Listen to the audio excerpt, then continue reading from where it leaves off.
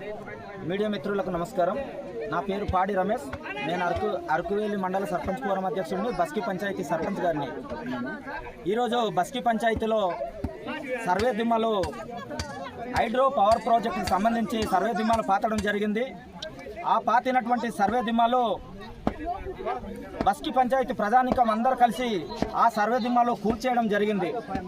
ఈరోజు బస్కీ పంచాయతీలో సుమారు 10 నుంచి 12 గ్రామాలు జల సమస్య అయ్యే అవకాశం కనిపిస్తుంది. ఒక గ్రామ పంచాయతీ సర్పంచ్ని, ఒక గ్రామ పంచాయతీ ప్రధాన పౌరుడిని, నాకు కూడా ఒక గ్రామ పంచాయతీకి కూడా తెలియకుండా మరి ఈ యొక్క సర్వే దిమ్మలు ఎవరు పాతారు, ఎందుకు పాతారు, దేని నిమిత్తం పాతారో మాకు తెలియట్లేదు.